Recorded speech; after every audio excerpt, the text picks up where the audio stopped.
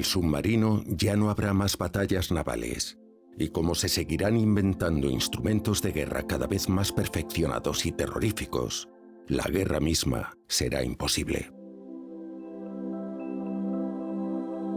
Hace más de 100 años el mundo era muy distinto.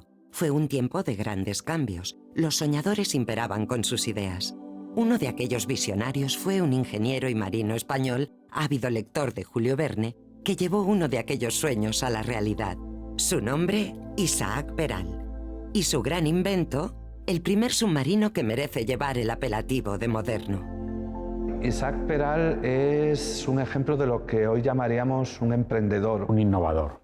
Alguien que era muy consciente de las capacidades de la tecnología. Es el primer ingeniero histórico que conozco que ha hecho I+D. Es cierto que el invento de Isaac Peral fue toda una revolución. Si 20 veces se caía, 20 veces se levantaba. Nuestro primer submarinista. Es el padre del arma submarina. Sakharov intentó sabotear el submarino Peral hasta 9 ocasiones. Justo en los momentos en que se podía hacer más daño, que era cuando se estaban haciendo las pruebas de idoneidad para la Marina Española. Probablemente nadie pueda demostrar la verdad, pero a mí me parece que no hay razón para pensar que hubo una mano negra y no tendría lógica que la hubiera.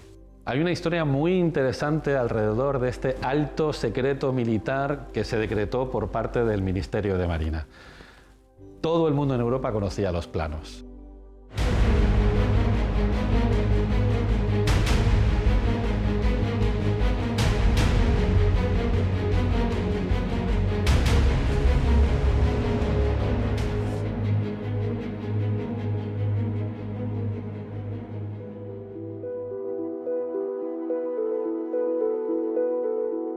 Isaac Peral, sí, es el padre del submarino moderno.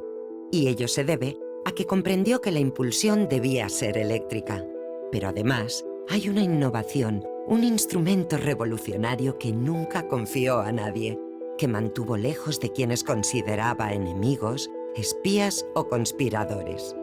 Por uno u otro motivo, la construcción del submarino no llegó a buen término, y Peral se consoló impidiendo que otras potencias lo lograran a su costa.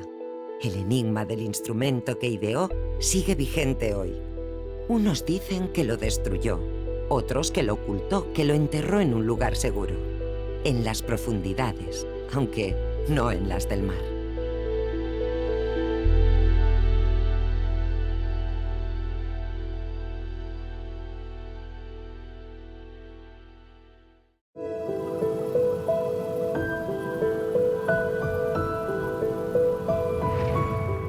Hay que decir que el hombre ha tratado de retar a la naturaleza desde la antigüedad, desde siempre, ¿no? Y ya incluso se tiene conocimiento de que en el siglo V a.C. pues ya había intentos, ¿no?, de meterse bajo del agua. De hecho, en la época de Alejandro Magno, año 332 a.C., se hizo una prueba con una campana de vidrio en la que se sumergía una persona para demostrar que podía llegar a explorar ese fondo, pues en este caso de un lago. La navegación submarina como tal nace muchísimo más tarde, posiblemente en el siglo XV con Leonardo da Vinci, que crea primero un traje de buzo rudimentario pero que funciona, y después idea una nave submarina que ya sí puede guiarla para ir desde el puerto de Venecia contra la flota turca que está, bueno, haciendo un bloqueo a este puerto, y él mismo pensaba que podría barrenar los buques. Los siglos posteriores son de transición, pero siempre está presente en la idea del ser humano conseguir esa nave submarina. Esa nave submarina que a veces es tan rudimentaria como una barca dada la vuelta que utilizaban los cosacos del Volga, apareciendo de repente delante de sus enemigos y atacarlos. Hay algunos episodios importantes, interesantes. Uno de ellos, un holandés, convence a los ingleses de que un aparato submarino pues puede tener interés posiblemente para la guerra. Adentrándonos más hacia adelante en el tiempo, siglo XVII, siglo XVIII, pues realmente son numerosos los intentos de adentrarse en el fondo del mar y tratar de buscar un sumergible apto primero para la investigación y luego para el combate o para la guerra, ¿no? Como todas las aventuras humanas, por supuesto, la búsqueda de la nave submarina se ha cobrado sus víctimas, esos mártires que han muerto intentando conseguir el submarino que hoy conocemos. Personas que han muerto además en condiciones a veces bastante tremendas, ¿no? Porque ha sido por aplastamiento, por la presión, ha sido por ahogamiento. El siglo XIX, estamos hablando de un siglo de la primera y segunda revolución industrial, donde son numerosísimos los inventores. La inspiración es tremenda. Conseguir esa nave submarina por parte de unos monjes franceses, de inventores alemanes, incluso en Estados Unidos durante la Guerra de Secesión se intenta conseguir un submarino que no se logra, no funciona bien. Ni siquiera esa última etapa resultó fácil. En España, varias propuestas interesantes fueron desechadas, hasta llegar a los verdaderos precursores del submarino Peral. Hay un antecedente del submarino de Peral, que es también de un español, en este caso un catalán, Narciso Monturiol, que creó dos buques submarinos llamados ictíneos, el Ictíneo I y el Ictíneo II. El primero era muy pequeñito y se propulsaba por fuerza humana. El segundo ya era más avanzado y tenía un motor de vapor. Y ahí está una de las grandes claves, y es la propulsión. La propulsión de vapor no era la definitiva es la que introduce Peral, que es la propulsión eléctrica, que hoy en día sigue vigente. Los submarinos actuales siguen siendo eléctricos.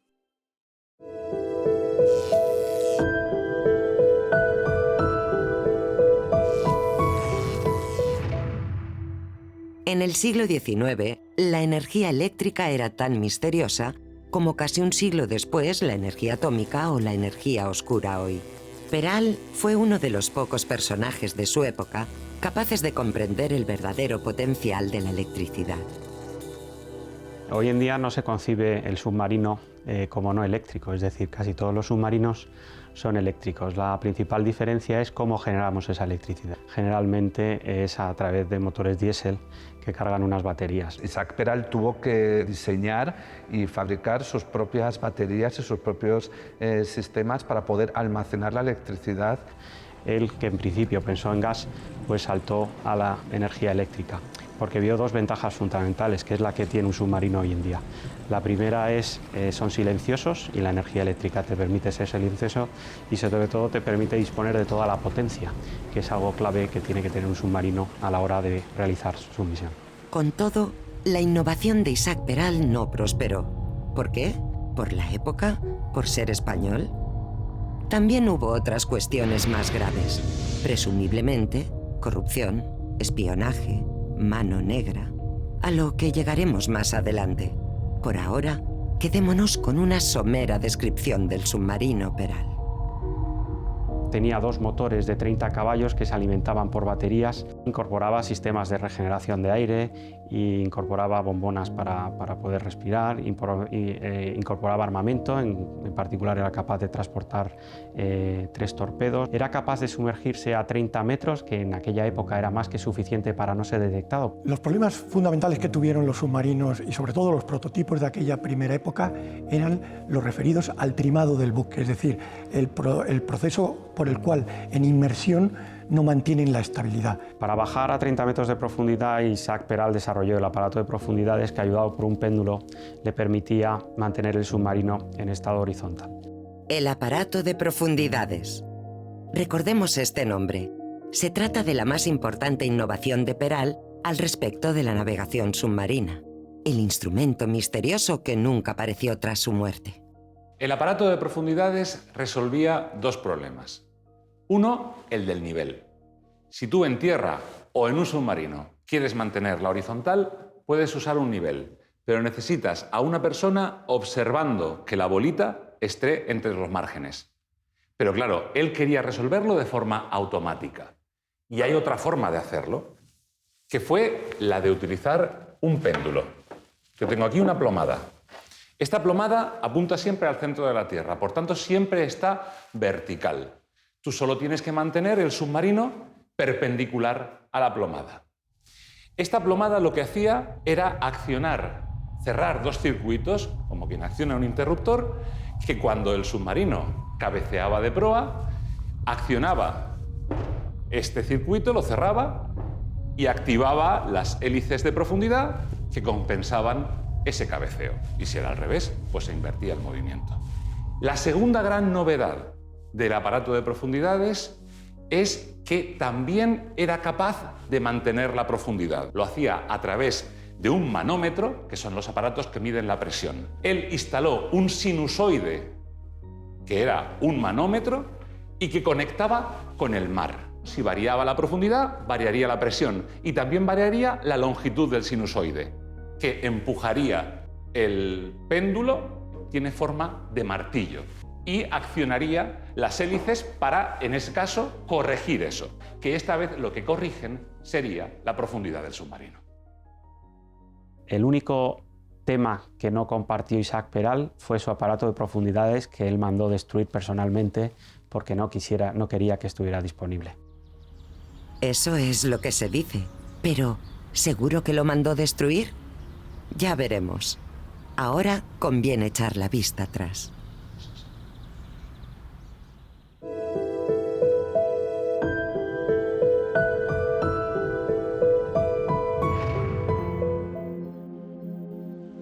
Los intentos por diseñar un submarino eficiente, como hemos visto, fueron numerosos a lo largo de la historia. El arma submarina tendría un efecto trascendente en la guerra. Isaac Peral, que nació el 1 de junio de 1851 en la ciudad de Cartagena, sería el primero en conseguirlo. Pero, ¿quién era? ¿Qué pasaba por su mente? ¿Cuáles son sus orígenes? Los orígenes de Isaac Peral son fundamentalmente que es hijo de un marino, de un oficial de la artillería naval, que es un cuerpo que existía en aquella época, y nieto de otro oficial de la artillería naval. El influjo del entorno y de la familia hizo que los tres hijos varones de Juan Manuel Peral, Isaac Peral y sus dos hermanos, ingresaran a la Armada. Él ingresó con 14 años. Bueno, la formación técnica que tuvo Isaac Peral primero fue la formación dentro de la propia Escuela Naval y luego, por supuesto, cuando él fue ascendiendo en la promoción hasta que consiguió, creo que el número 1 o número 2 de la promoción, entonces tenía derecho a optar por el cuerpo técnico de estudios superiores de la Armada, lo que ahora llaman familiarmente el curso de sabios. Él estuvo embarcado 20 años, primero como oficial de flote. Por lo que sabemos, recorrió todos los mares y todos los océanos del mundo. Luego estuvo destinado una temporada en Filipinas, luego estuvo destinado en la Guerra de Cuba, donde entró en acción, y luego estuvo en la Guerra de Carlista. El director del observatorio, que era también el director de la Academia de Ampliación de Estudios, enseguida se fijó en él y lo reclamó en cuanto pudo. Le ofreció la cátedra de física y la de química. Él hablaba inglés, alemán y francés. El tiempo que tenía libre se dedicaba a estudiar. Peral tuvo mala suerte en muchos aspectos de su vida. Quizá el principal fuera la salud. Sus problemas comienzan durante una parada en Filipinas. Durante aquella parada en Filipinas, Peral tiene problemas de salud que, al quedarnos tan lejos, la verdad que son algo imprecisos. De tal manera que tuvo una primera intervención a cargo de un cirujano menor, un barbero, una persona con una formación escasa, y probablemente, si se trataba de un cáncer, al no ser correctamente eliminado, tuviera alguna diseminación a distancia.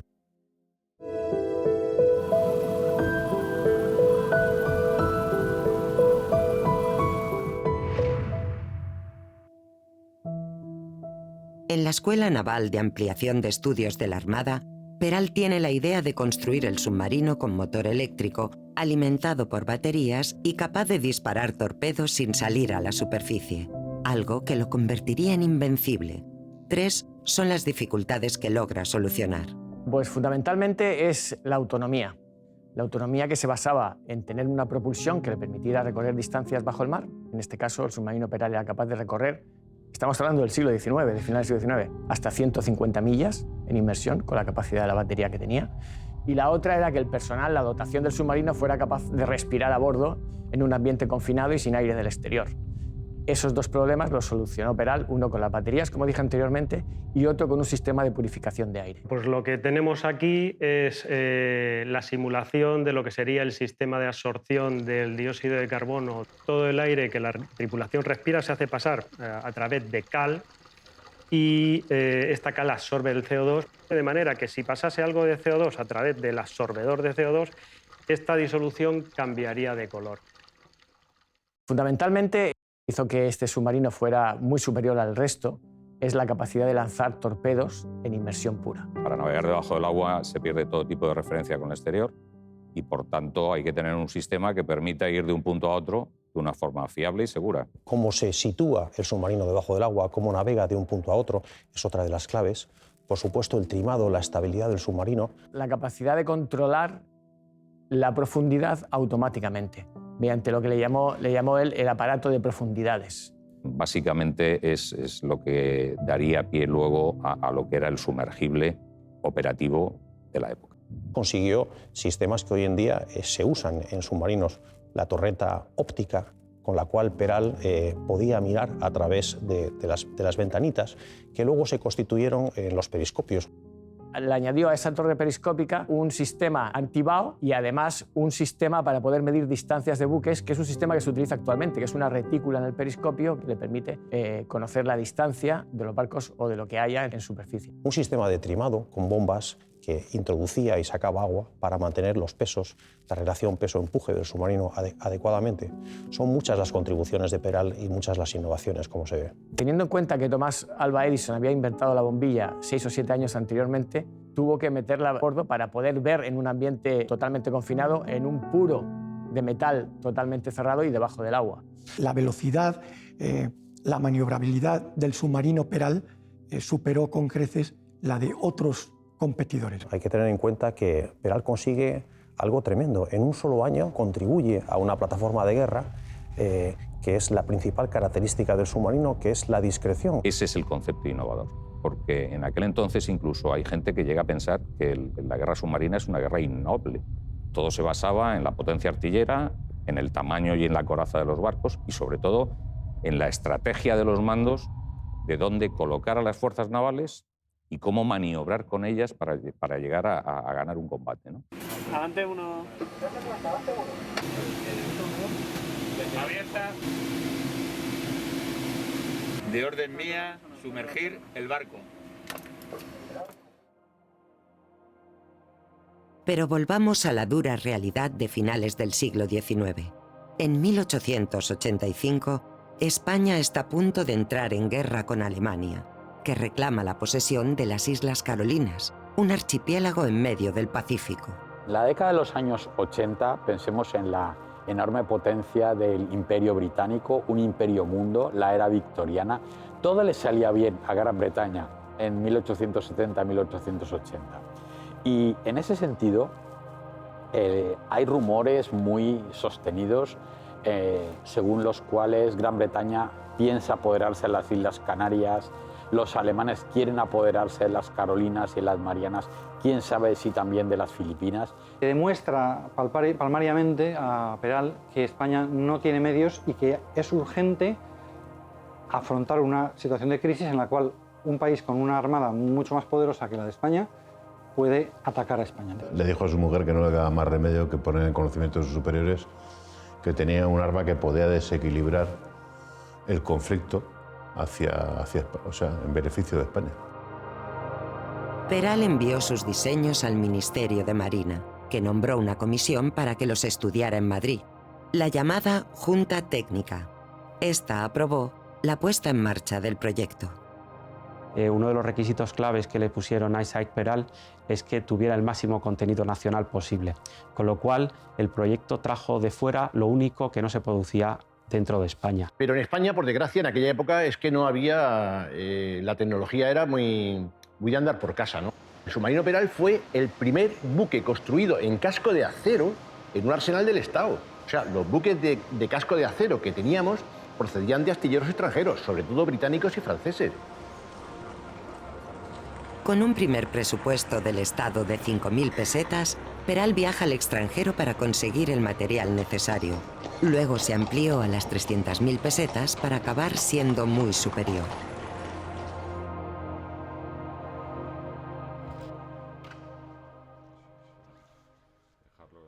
Peral tuvo que comprar todos sus equipos en el extranjero, porque Peral lo que hizo fue comprar lo último en tecnología, y esa tecnología en España no la teníamos. Entonces no tuvo más remedio, sobre todo, que irse a Londres a comprar el acero, que era Siemens, de la casa Tenaut, comprar los motores Smith y un montón de equipos de medida como voltímetros, amperímetros. Tuvo que ir a Berlín a comprar el tubo lanzatorpedos. En Bruselas compró las mejores baterías que había en el mercado.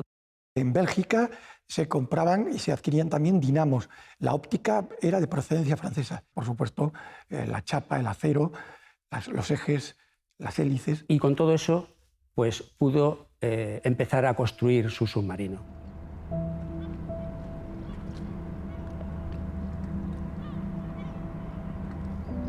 Los trabajos de construcción comenzaron en el arsenal de La Carraca, Cádiz, el 23 de octubre de 1887. El submarino Peral se bota, como es sabido, en el astillero de La Carraca, en San Fernando, el día 8 de septiembre de 1888. Se bota sin muchos elementos, como lo demuestran las pocas imágenes que hay de la época, pero quitados los motores eléctricos y alguna otra cosa así, digamos, de poca envergadura, quitado eso, prácticamente estaba hueco, con toda seguridad. Y las pruebas oficiales empezaron en 1890 y hizo pruebas de inmersión, de navegación en inmersión, de navegación en superficie, de disparo de torpedos parados y de disparos de torpedos en movimiento. La primera prueba era la de radio de acción.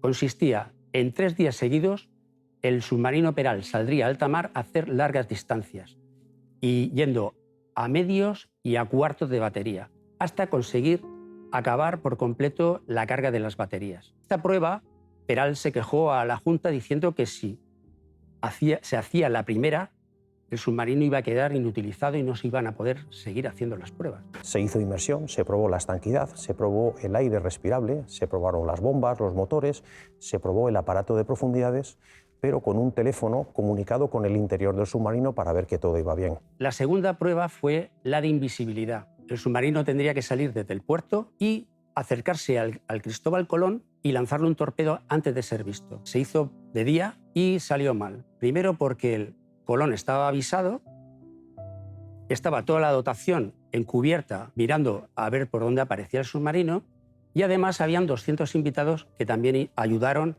a descubrir el submarino. Entonces, las 3 veces que el Peral intentó acercarse, pues fue visto antes de lanzar su torpedo. Pero esta misma prueba se hizo por la noche y fue un éxito. La tercera prueba, y muy importante, fue la de navegación submarina.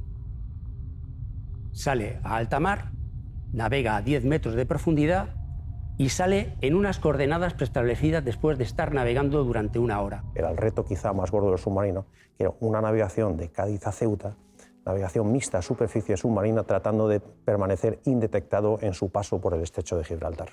Y el propio Peral, incluso al finalizar las pruebas, hace unas memorias en las cuales él reconoce que su invento, su prototipo, requiere de mejoras. Pero en esencia la Junta reconoció que el submarino funcionaba y que era bueno y que era un gran avance. Hay que reconocerle el mérito, en definitiva, de haber construido el primer submarino funcional. Sin embargo, el 2 de septiembre de 1890, la Junta redactó un extenso informe que, sin tener nada de jocoso, concluía textualmente que el navío era inútil y no tenía ninguna utilidad. El veredicto de la Junta Técnica fue paralizar la continuidad del proyecto. ¿Por qué? Siempre ha habido peralistas y peralófobos. O sea, gente muy a favor, gente muy en contra. Yo creo que gente neutral no había nadie. Entre los liberales había algunos que directamente pensaban que lo mejor era abandonar el imperio español, centrarse en el mercado nacional, y luego hay, claro, mercaderes, intermediarios, comisionistas y gente que no quería que ese invento saliera adelante. Yo creo que sí, se dinamitó. Creo que por las presiones sobre todo de los ingleses. Resulta que los ingleses en ese periodo tenían la mejor fuerza naval del mundo. Cuando la gente está diciendo en la prensa que esto va a ser, gracias a esto vamos a recuperar Gibraltar, es como echar leña al fuego. Entonces la pregunta aquí en realidad es por qué se ponen esas pegas, o decir quién es la mano que está detrás forzando, si solamente son los marinos o hay una mano política que obliga a poner esas pegas y a desechar el submarino. ¿Fueron autónomos los marinos que hicieron este juicio o por qué fueron tan negativos? El prototipo superó ciertas pruebas, pero no con la rotundidad con la que muchos dicen. Hombre, era un programa de pruebas, digamos, un poquito simplista. Para mí, realmente no era tan innovador como muchos dicen. No se llegó a producir para la Armada el submarino, pero sobre todo es porque Peral decidió que no quería aceptar que otro dirigiera el proyecto que él había dirigido hasta entonces. Quizás si el programa se hubiera continuado, es posible que se hubiera llegado a un avance, ¿no? Aunque tuvo grandes defensores como la reina regente doña María Cristina, también tuvo detractores poderosos. Cánovas del Castillo, jefe del gobierno, sentenció: «Vaya, aquí tenemos un Don Quijote que ha perdido el seso leyendo la novela de Julio Verne». Entre ese grupo de peralistas estaba nada menos que la mismísima reina regente, María Cristina, que a final de cuentas ella fue la que dio el espaldarazo definitivo para la construcción del submarino. De hecho, estaba tan enamorada del proyecto que mandó a su propio ayudante personal, o sea, de la corte, a Cádiz, porque la reina quería tener información de primerísima mano y en tiempo casi real de las pruebas del submarino.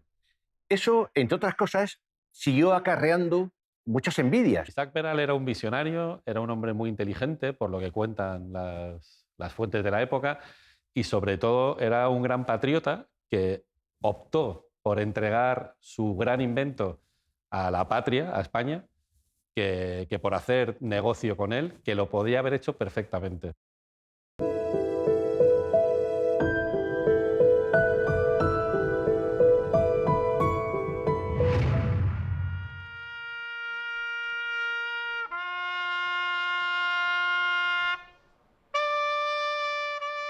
El 30 de abril de 1898, la flota norteamericana entra en la bahía de Cavite, Filipinas.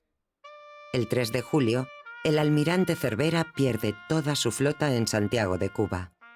Es el final de la guerra hispano-estadounidense que acabó con los últimos vestigios del Imperio español. ¿Pudo el submarino Peral haber cambiado el curso de los acontecimientos?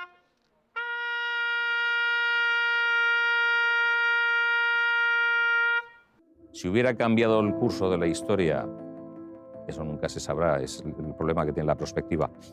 Pero que hubiera influido, sin lugar a dudas, hubiera influido. Sobre el resultado de la guerra, no soy yo el que lo dice uno de los principales actores, que es el almirante Dewey, que en su exposición o en su informe sobre la guerra en el Congreso de los Estados Unidos les dijo a los congresistas que si España hubiera tenido el submarino de Peral, él no habría aguantado el bloqueo más de 24 horas. El simple hecho de que la Marina estadounidense hubiera conocido la presencia de submarinos como los de Isaac Peral en la zona, hubiera obligado a tomar decisiones totalmente distintas de los que se tomaron.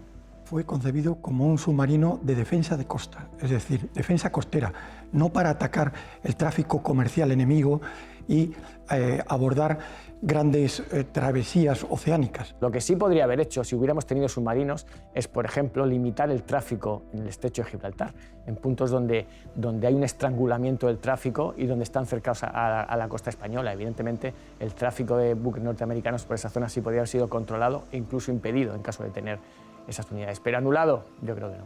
El retraso comparado de las políticas imperiales españolas a finales del siglo XIX hacían literalmente imposible que frente a una potencia como la de Estados Unidos pudiera España hacerle frente. El submarino de Peral no hubiera cambiado el final del Imperio español, que finalmente se descompone a lo largo de 4 siglos.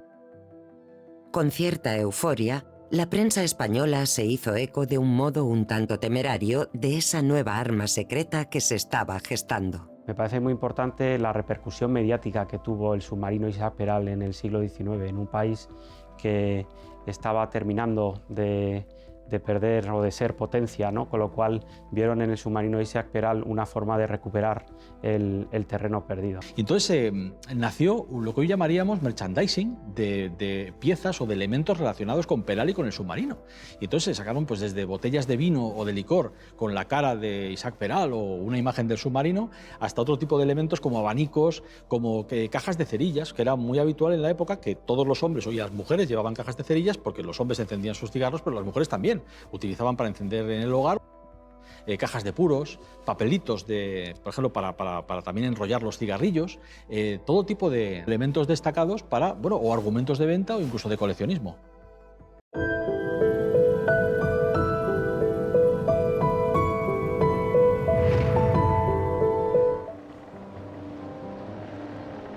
En tiempos de Peral surgieron otras naves submarinas, pero solo las posteriores que hicieron uso de sus innovaciones lograron el éxito. Sobre todo, los submarinos alemanes, los temibles U-Boot. que hicieron estragos en los mares durante la Primera Guerra Mundial. En la Primera Guerra Mundial, el submarino da sus primeros pasos. Las manadas de lobos alemanes, los U-Boot, atacaban a los convoys. En el año 1914, Otto Wedingen asoma los dientes y hunde a 3 acorazados británicos de más de 12.000 toneladas. El mundo se queda boquiabierto realmente con la capacidad de combate, con la capacidad destructiva que tiene un solo submarino. Hasta 1914, los submarinos solo jugaron un papel subordinado en la marina alemana. Durante la Primera Guerra Mundial, rápidamente quedó claro desde el punto de vista alemán que los submarinos eran el único medio de guerra naval con el que se podía romper el bloqueo inglés y provocar disturbios sensibles y destruir al enemigo. Desde un punto de vista técnico, el submarino fue, y es sin duda, un invento altamente innovador que cambió la imagen de guerra naval clásica que había imperado hasta entonces. Los desarrollos tecnológicos promovieron y ampliaron las opciones operativas de acción e ideas en la guerra naval. Desde estos submarinos de principios del siglo XX hasta hoy, los más modernos siguen siendo herederos del ideado por Peral. Después de un periodo de perfil bajo, España está a punto de recuperar su poderío naval bajo las aguas con los nuevos y avanzados submarinos S-80 Plus, denominados, como no, clase Isaac Peral. Los submarinos convencionales de hoy no se diferencian en concepto de lo que desarrolló Isaac Peral, que hemos diseñado un submarino que por primera vez es independiente del aire para generar electricidad. Hemos conseguido un sistema independiente de la propulsión que genera electricidad mediante el uso de biocombustibles y un reformador y una célula de combustible. Esto hace que el submarino pueda estar debajo del agua mucho más tiempo y sea indetectable. Proyecto S-80, la Armada va a tener unos submarinos con un rango de acción mucho mayor, con un sistema de combate de última generación, unos submarinos que tengan capacidad de proyectar el poder naval sobre tierra, con un coeficiente de indiscreción mucho menor por la reducción del ruido propio y de la firma acústica. Entonces, esto pues, también es algo revolucionario para nosotros, ¿no? Tener un submarino convencional de lo más moderno hoy en día. Este salto en el tiempo no debe alejarnos de nuestro protagonista. A pesar de lo que hoy supone el arma submarina y a despecho de todos los ensayos exitosos de Isaac Peral, la autorización para llevar su prototipo a la producción en serie nunca llegó de la Armada y del Gobierno. ¿Por qué? Hay quien habla de intrigas, espionaje, corrupción e incluso conspiración. ¿Hubo oscuros manejos que impidieron la producción del submarino Peral? Lo que sí que se sabe es que de un día para otro, Cánovas del Castillo decidió zanjar el invento y ahí pues se quedó aparcado, hasta el punto que el submarino Peral quedó aparcado en los astilleros de Cádiz, usado como retrete, que yo creo define muy bien lo que fue este gran proyecto.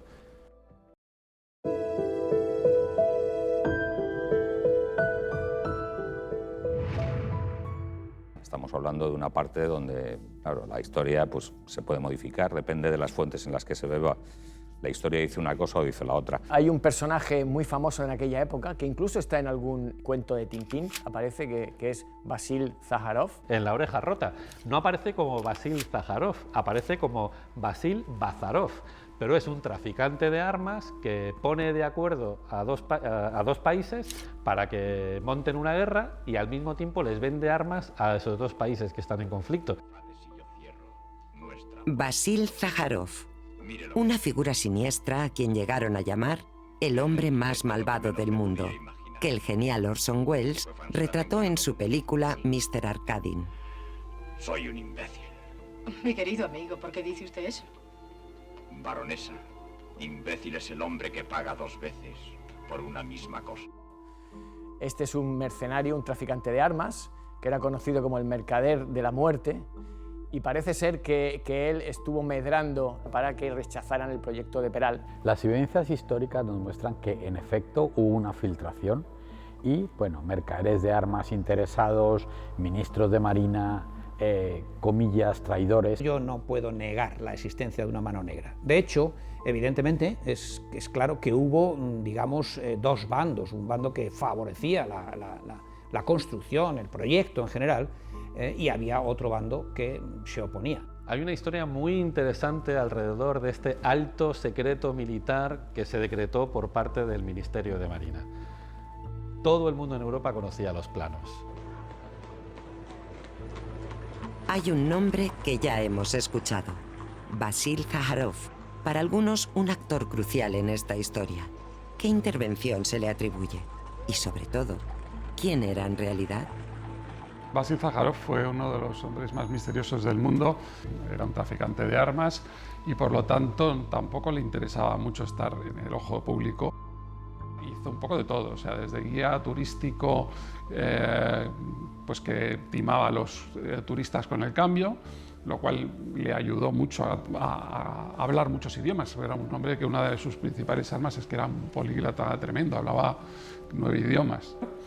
E incluso fue bombero, pero un bombero un poco peculiar, porque estos bomberos lo que hacían era provocar incendios para luego apagarlos y quedarse con parte de la mercancía o de lo que podían encontrar en las casas, ¿no? Una de las herramientas principales de Zaharov en su trabajo era lo que hoy denominaríamos los fake news. Colaba en un periódico en Francia una noticia sobre fabricación de armas en Alemania y esto provocaba que el propio Parlamento pidiera la compra de más armas, ¿no? Él tenía a sueldo a una gran cantidad de periodistas e incluso tenía en propiedad medios de comunicación, como fue el periódico Excelsior. Este señor se dedicó sistemáticamente a boicotear todos los inventos relacionados con el armamento que podían hacerle daño a su negocio. Y este señor, curiosamente, Vasil Zaharov, llega a España poco después de la muerte de Alfonso XII, cuando parece que el submarino empieza a crear ciertas expectativas y cuando parece que va a ser un hecho cierto que España va a contar con un arma como el submarino de Peral. Zaharov llevaba tiempo buscando un submarino que fuera realmente operativo. Él trabajaba en esa época con la compañía Norfeld, que estaba comercializando un submarino a vapor que no se sumergía ni conseguía tirar torpedo. Y entonces pues, intentó acercarse al proyecto de Isaac Peral para, en principio, colaborar con él, ¿no? El proyecto era uno más entre los que había submarinos de muchos proyectos. Y, por tanto, no creo que se pueda decir que hubo un espionaje especial ni particularmente grave sobre el submarino. Por supuesto que había espionaje, que había espías y que había gente buscando por toda Europa inventos determinados que podían tener interés. Hay muchas versiones distintas sobre si Zaharov intentó o no entrevistarse con Isaac Peral. Hay quien dice que intentó, a través de Nordenfeld, conseguir adquirir o comprar o conseguir de algún modo los planos del submarino. La verdad es que esto no hay constancia, no tenemos ningún documento que lo pruebe. Lo que sí que es cierto es que Isaac Peral tenía una visión muy patriótica de la vida y él pensaba que el arma submarina o era para España o para nadie, con lo cual podemos pensar que posiblemente no quiso tener ningún trato con Zaharov. Y entonces, casualmente, acaba en Cádiz, en el astillero en el que Peral estaba desarrollando su invento. Se sabe porque alguien lo reconoce, alguien lo denuncia y la prensa local de Cádiz en ese momento pues parece ser que recoge que alguien relacionado con la industria, las armas inglesas, se ha metido en el astillero, ha entrado dentro del submarino y ha estado tomando notas respecto a ese invento y al desarrollo y a la construcción de ese submarino. En uno de nuestros archivos, concretamente en el del Viso del Marqués, en Ciudad Real, pues hay un documento muy interesante de una docena de páginas, que es un informe que el almirante del Arsenal de la Carraca solicita información, pide que le den un informe acerca de ese incidente, dice él, ese incidente que ha ocurrido con 2 individuos extranjeros que se han introducido en el interior del submarino. El almirante quiere, pues eso, que ruede alguna cabeza, que alguien entró en el mea culpa. Por fortuna, y ahora cobra especial importancia, Peral nunca compartió los planos del, volvemos a citarlo, aparato de profundidades. Dicen que se llevó a la tumba el gran secreto de su submarino, lo que de verdad revolucionó el arma de Peral. y entonces tuvimos que esperar prácticamente hasta la Primera Guerra Mundial para que los disparos no provocasen el retroceso que 30 años antes había conseguido Isaac Peral. No solo Peral ocultó el aparato de profundidades, el novedoso aparato de profundidades, sino que es que lo ocultó la Armada. Era el submarino, se declaró, el proyecto se declaró como secreto, y la parte más secreta del proyecto secreto era el aparato de profundidades. En esto hay cierta controversia. Numerosos estudiosos afirman que Peral nunca llegó a compartir los verdaderos planos del instrumento con nadie, ni siquiera con la Armada. También es controvertido si el submarino sufrió sabotaje. Se dice que Sájarov intentó sabotear el submarino Peral hasta en 9 ocasiones. Lo que sí es cierto es que hubo sabotaje, y se saboteó el submarino en algunos elementos justo en los momentos en que se podía hacer más daño, que era cuando se estaban haciendo las pruebas de idoneidad para la Marina Española. Un buen día, delante de la reina María Cristina, de la regente María Cristina, iba a haber una exhibición o una de las pruebas públicas del submarino y de repente aquello no funcionaba. Pero Isaac Peral conocía muy bien su invento, se fue a las baterías y alguien había sacado el líquido de dentro de las baterías y lo había rellenado con un líquido rojo. Consiguió cambiar las baterías y consiguió que la prueba aquella fuese un éxito. ¿Estaba Vasil Sájarov detrás del boicot del submarino? Pues es bastante probable que si no fue él, fuese alguno de sus agentes en España. Pero que Sájarov estaba detrás del intento sistemático de boicotear las pruebas de Peral, pues es prácticamente seguro. Existen muchos rumores fundados, sobre que Sájarov intentó sobornar a políticos españoles para frenar o evitar que llegase a buen puerto, nunca mejor dicho, el submarino de Isaac Peral. Pero lo que sí que es cierto es que, y eso es un hecho histórico, es que Sájarov tenía muy buenos contactos entre los hombres poderosos que había en España. Se instala en Madrid y tiene la fortuna de que conoce a María del Pilar Muguiro, que es hija de un banquero, el señor Muguiro, es sobrina de Segismundo Moret, que es la mano derecha de Sagasta, y está casada con Francisco de Borbón y Borbón, con lo cual, de un plumazo, Vasil Sájarov se relaciona con las finanzas a través del padre, con la alta política a través de Segismundo Moret y con la aristocracia a través de Francisco de Borbón y Borbón. Lo que parece más seguro, o por lo menos más probable, es que hubiera sobornado al entonces ministro de Marina, que fue el responsable último de dar carpetazo al proyecto. Si había corrupción política y había espionaje, nada raro que estuvieran relacionadas. Vasil Sájarov era un vendedor de armas que trabajaba para las mejores compañías de entonces.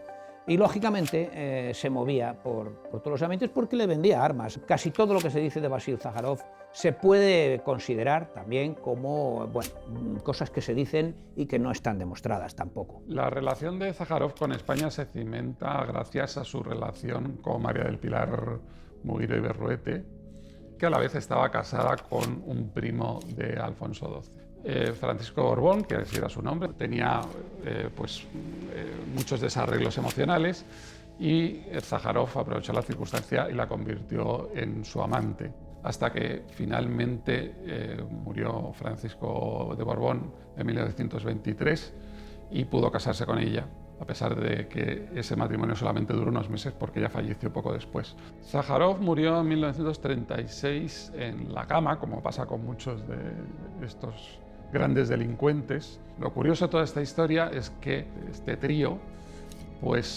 vivió junto de una forma un poco peculiar. O sea, por ejemplo, Sájarov, Pilar y Francisco Borbón están encerrados en el mismo panteón. Sea Sájarov responsable o no del fracaso del submarino, lo cierto es que Peral acabará sin lograr su objetivo de dotar a España de esa poderosa arma. Y se suma a ello un episodio que le llevó a dejarlo todo y abandonar la Armada. En el otoño de 1889 tiene lugar la famosa Exposición Internacional de París, que es cuando se va a inaugurar la Torre Eiffel, ¿no? Peral se dirige al almirante de Cádiz y le pide permiso para desplazarse a París, porque allí puede ser que haya algo que sea de aplicación al submarino. Allí está 8 o 9 días, allí recibe homenajes por activa y por pasiva, porque su fama ya había traspasado los Pirineos, y cuando regresa, vía férrea, cuando el tren para en el apeadero de Sevilla, se entera de que el ministro de Marina le ha sentado muy mal que él fuera a París sin el consentimiento, o por lo menos sin el conocimiento previo que tenía que haberle pedido permiso a él, ¿no? De modo que cuando el tren llega a San Fernando, lo apresan, lo meten en prisión a la espera de juicio. Y allí va a estar aproximadamente un par de meses. El ministro recibe presiones, decide ponerlo en libertad sin cargos. Pues Isaac Peral abandona la Armada cuando le deniegan el pan y la sal, básicamente. Y encima además hay una campaña feroz contra él, contra su prestigio. Y en la propia prensa de la Armada, o sea, en la Revista General de Marina es uno de los principales focos de desinformación. Y luego en la prensa de la época política, la prensa afina al partido de Cánova, la prensa afina al partido de Sagasta. Y el tercer gran político del momento, que era Castelar, también se sabe que a través del Globo, del periódico que él controlaba, pues que montó una campaña sistemática de desprestigio de Isaac Peral. ¿Eran espontáneas estas campañas? Es un hecho tan extraordinario que tuvo que estar motivado por razones adicionales a una supuesta campaña de prensa. Había un enfrentamiento político muy grande que tomó como bandera a Peral, con o sin consentimiento de Peral, no entremos en eso. Se mezcla ahí un poco el desprecio auténtico con su personalidad. Era una personalidad muy susceptible, podríamos decir. Le hundieron su invento y por eso es el intento de muchas personas de recuperar la persona y la figura de Peral. El 5 de enero de 1891, Peral recibe la licencia absoluta. Algún tiempo después, publica un manifiesto en el periódico satírico El Matute. Ofrecí al gobierno mis ideas sobre el asunto, sin que me guiase otro móvil ni haya abrigado nunca otra ambición que la de contribuir al engrandecimiento de mi patria.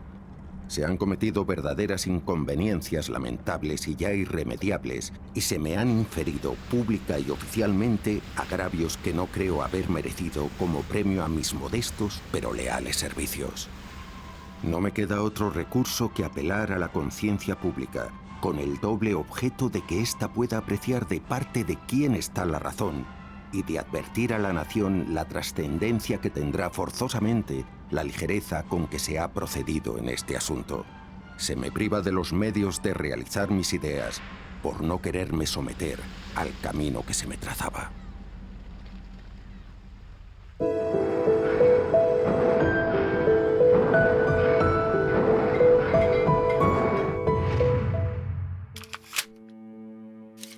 Tras dejar la Armada ya como civil, Isaac Peral recuperó su espíritu emprendedor, olvidó, o trató de olvidar, los sinsabores del submarino y volvió a sus orígenes, mejorar el aprovechamiento de la energía eléctrica. Él claramente se dedica a pensar en esa España llena de carencias de finales del siglo XIX. En la última etapa de su vida, él tuvo un enorme interés en el desarrollo de los núcleos urbanos y el servicio de la luz eléctrica. Tiene la visión y la capacidad de entender que hace falta electricidad, hace falta electrificar hasta los pequeños núcleos poblados de España para poder ponernos al día. Quiere hacer borrón y cuenta nueva, quiere resetear su mente, entonces coge a su familia, coge los planos del submarino, la bandera del submarino y se instala en Madrid. Entonces se va a dedicar, a partir de ahí, a explotar sus amplios conocimientos de electricidad. Pues además de desarrollar toda una serie de baterías y de componentes eléctricos, patentó toda una serie de aparatos y entre otras cosas pues patentó un proyector luminoso, una ametralladora eléctrica e incluso una bicicleta eléctrica.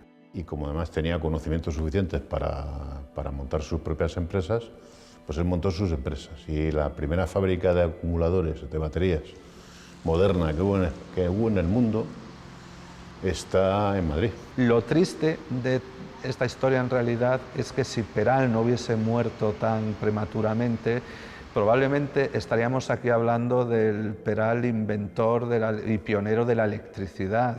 Porque ante todo era un innovador, era alguien que estaba desarrollando, en este caso concreto del submarino, un arma que ni siquiera fue reconocida como tal hasta muchas décadas después.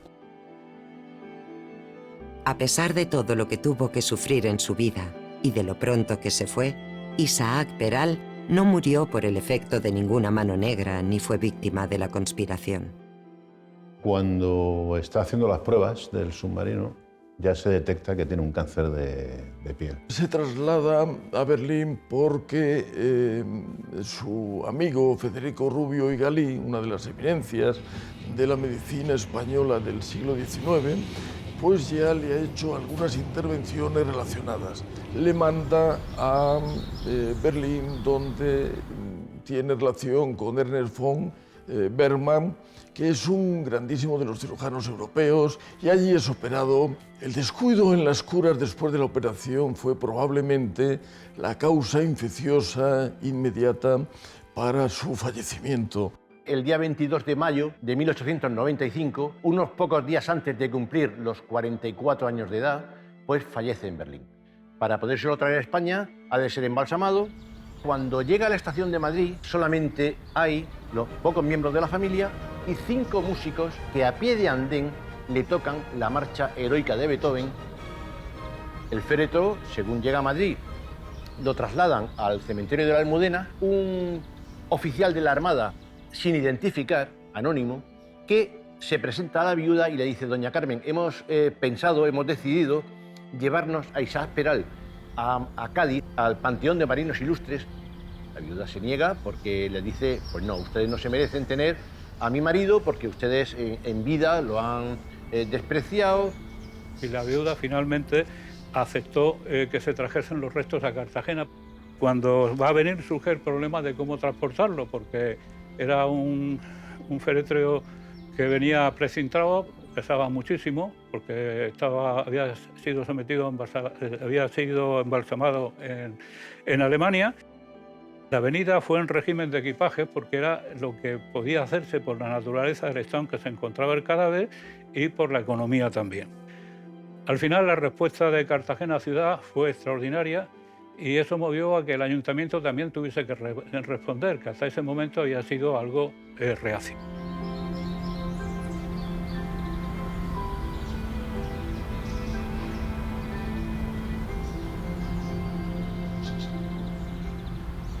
España no agradece a veces los méritos de sus ciudadanos y a veces son otros países los que nos descubren los méritos que han tenido. En el caso de Peral pienso que fueron especialmente Argentina y Alemania los que le honraron su memoria con el tiempo y reconocieron su mérito. Pero yo creo que Cartagena sí se ha portado bien con él, aunque fuese ya a tiro pasado, una vez muerto. Y el día 1 de noviembre de 1927, siguiendo con la celebración del Día de los Fieles Difuntos, se exhuma el cadáver de la tumba que tenía y se introduce en el nuevo panteón que se ha diseñado al efecto.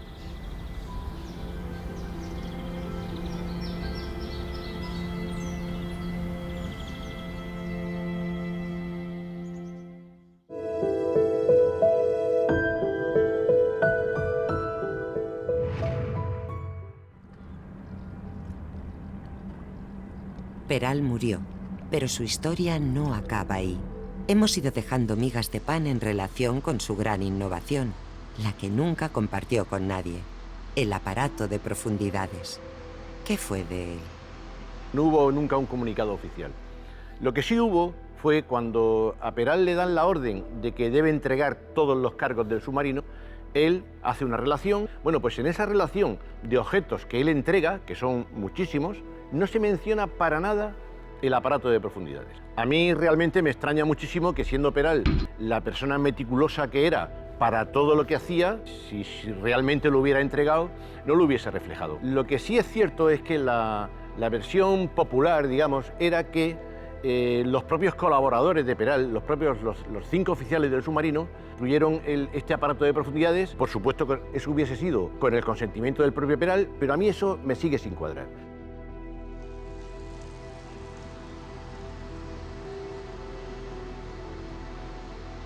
Diego Quevedo no solo conoce bien esta historia o leyenda, él mismo se topó con ella en cierto momento de su vida durante un viaje a San Fernando en el que quiso visitar la que fuera casa de Peral. De las varias veces que yo he ido por San Fernando, pues me presenté allí en la casa donde él había vivido, salió la señora que vivía allí, de pronto, de su motivo, me dice: aquí debajo de esta casa, al igual que en todas las casas de la zona, hay sótanos que se construyeron cuando la invasión de los franceses para poder, en un momento dado, hacer una huida, ¿no? Entonces, esa leyenda que se ha transmitido de inquilino a inquilino viene a decir que aquí debajo Peral, en este sótano, ocultó el famoso aparato de profundidades. Cuando Isaac Peral, en 1891, se traslada a vivir a Madrid, le alquila una persona y al poco de vivir esa persona, pues llega una señora que dice ser la asistenta de Peral y su familia. Y esta señora le cuenta que aquí debajo hay enterrado un aparato, ella no supo decir qué, pero todo hace indicar, si el aparato de profundidades no figura en esa relación que Peral hizo de todos los objetos entregados, que debe estar ahí abajo. Creí que mi deber era comunicárselo a la Armada. En principio se interesó por el tema, pero por lo visto era muy complejo, donde vivía una señora que era alquilada, que no era la propietaria, una vivienda histórica. En fin, parece ser que los servicios jurídicos desaconsejaron el intervenir allí.